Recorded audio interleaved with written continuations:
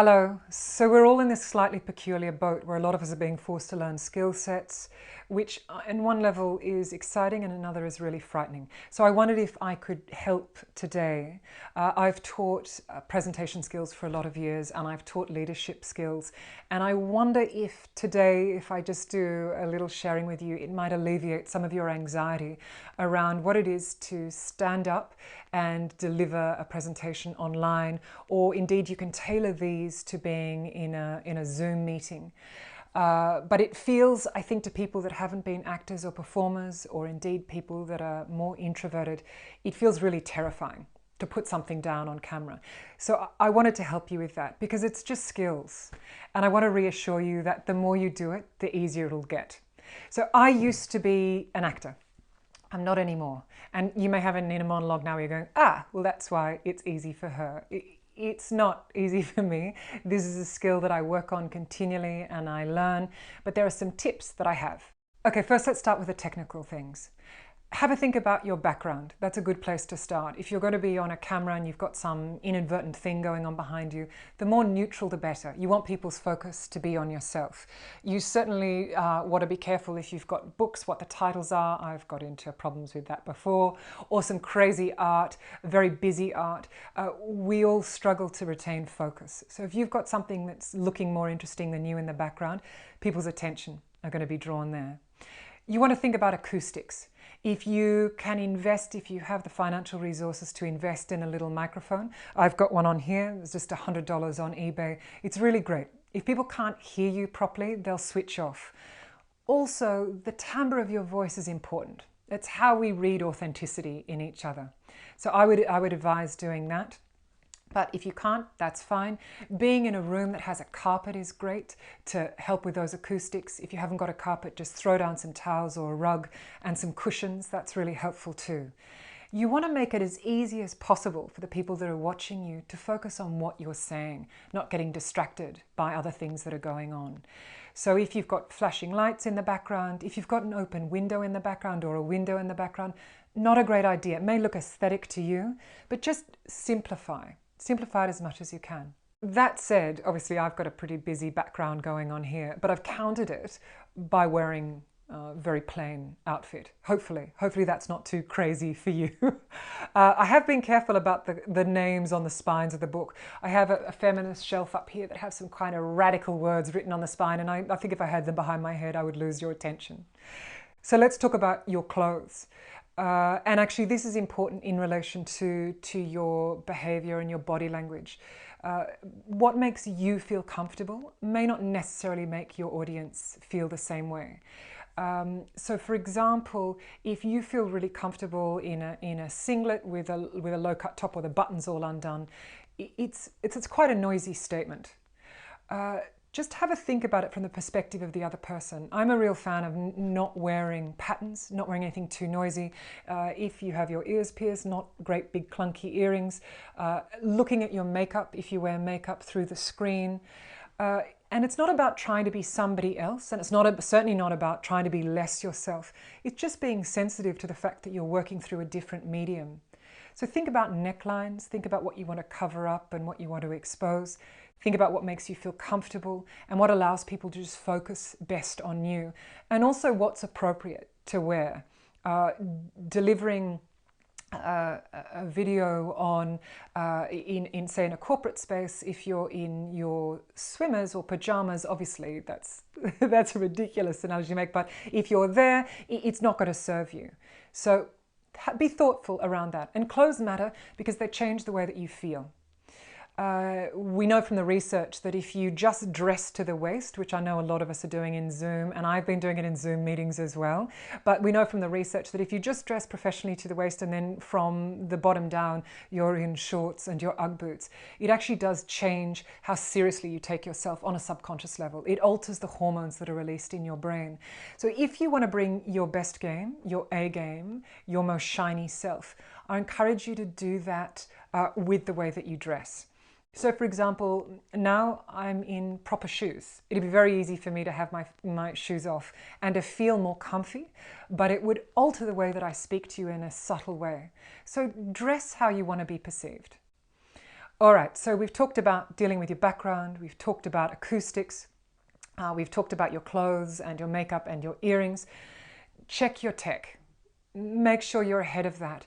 Do all the preparation that you can so that when you're actually on the screen doing your job, all you're doing is the communicating. You're not worrying about other stuff. Lighting is also really important. If you can have lighting coming from two directions, it's really great. This is not an opportunity to have half your face masked so that you look mysterious. It's just confusing for people. They want to see your eyes. That's how we as human beings engage with each other. That expression, I want to see the whites of your eyes, it's how we know I can trust this person. I want to listen to what they have to say. So that's the technical stuff. Let's move it to the more interesting sphere of you. What do you need to do when you're going to get up to do something, to record something on camera, or you're going to give a Zoom meeting? Let's start by talking about authenticity. Authenticity is really key, but we have to be clear about what it is. And I find the easiest way to talk about is to talk about what it isn't. So authenticity isn't pretending to be somebody else. It isn't pretending to be what you think your audience wants. It's being yourself. And to do that, you have to really back yourself.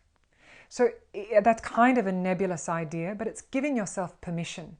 So Dr. Brené Brown, she talks about the idea of writing permission slips, and she's done research into this, and I absolutely love it. In the beginning, when I heard this teaching, I thought that sounds cute, but kind of ineffectual. Now I use it all the time.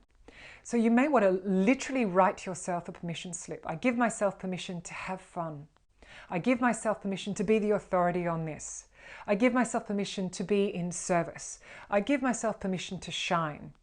The one for me that is often really gold is I give myself permission to have fun, because I tend to be a bit serious and a bit earnest. And it's connected to good things because I don't want to waste people's time, and when I teach or facilitate, other people's time is very important to me. But then it puts me into a peculiar dynamic where if you scratch the surface of that, then I'm in a dynamic where I'm wanting to impress.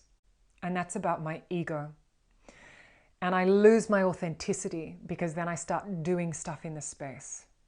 So have a think about your authenticity. Have a think about what's really important to you. What are your core values? Choose that. Don't pretend to be anyone else. Give yourself permission for it not to be perfect. I think that's really important. What is it that they say? That perfection is the thief of good enough. And good enough is charming. I'm a really big believer in when I bumble or fumble or literally fall, to incorporate that as the truth of what happened.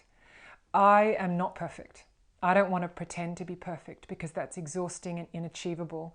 And what you'll see if I'm pretending to be perfect with you is a mask, is a pretense. So have a think about your authenticity and practice some self-compassion, some self-kindness, and use your permission slips. That's authenticity. All right, let's talk about your behavior when you're on screen. Let's talk first about your body language. Practice. Record yourself and show it back. I'm not asking you to be anything other than you are, but if it makes you feel good to cross your arms like this in front of yourself, which actually for me is fundamentally, I'm keeping my arms out at a slightly weird angle because I've got a mic here. But if you do this, if you hold your arms like this, which actually for me is super relaxing, it's a very noisy motor hole. The people that are watching, if they saw you on a bus stop at 10 o'clock at night in the rain and they saw you standing like this, the assumption would be what? That you're cold. But if I were to give a presentation or a recording like this, you would potentially think she's closed, she's arrogant, whatever it would be. I can't begin to make an assessment of what your thoughts would be, but I know this is very noisy. I know that an open body is going to serve me better.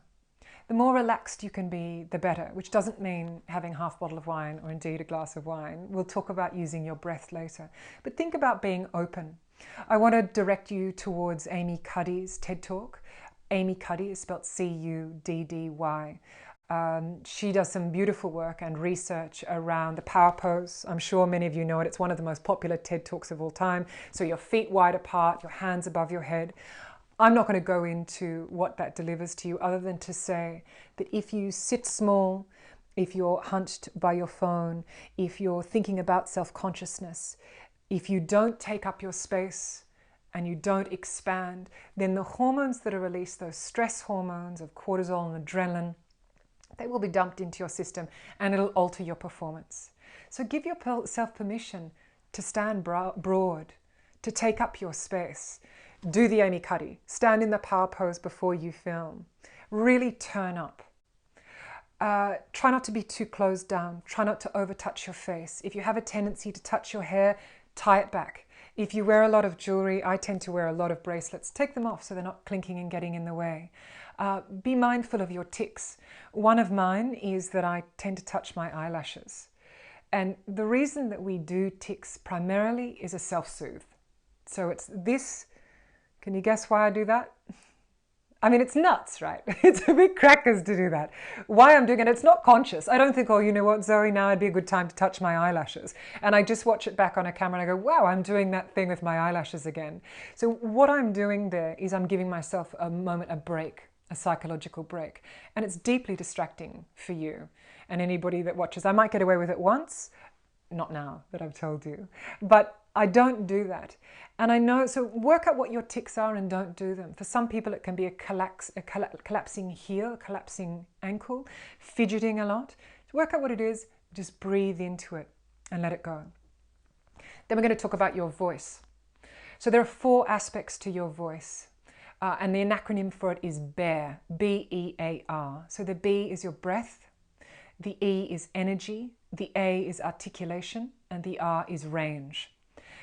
Breath is the thing that underscores your voice and gives you the power.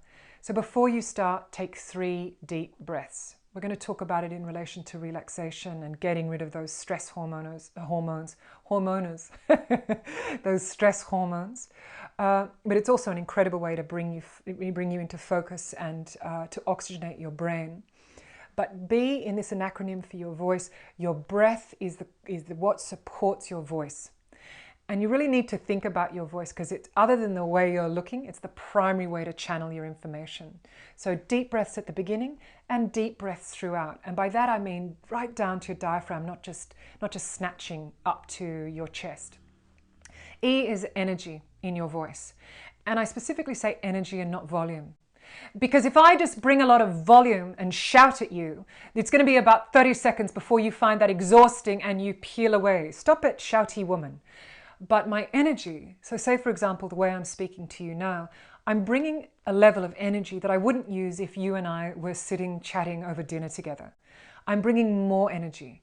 It feels a little peculiar in the beginning, so I just ask you to watch your recording back and think, oh, maybe I need to bring more vocal energy. And a way to think of it is your audience are slightly further away. And it's not about being louder, it's about bringing that vocal energy. Okay? Articulation, move your mouth.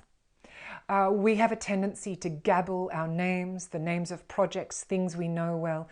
Move your mouth. You can do a warm-up for this, the days of the week, the names of the month, Monday, Tuesday, Wednesday, Thursday, Friday, Saturday, Sunday. Looks crackers. You don't need to do it in public. Blow through your lips. Massage your face. This hinge here, this great big muscle. If you're tense through here, it's going to be hard for your face to stay agile and for you to smile, for you to move in an authentic way. So think about articulation. Tongue twisters are great. Range is the last one.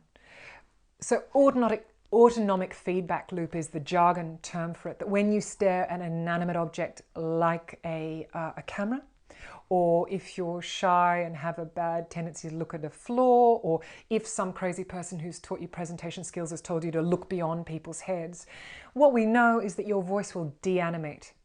It'll go into a sort of techno range, that middle range, and I'm sure you've all seen it in other people, and maybe know that you yourself do it, where you start to go into the smallest range.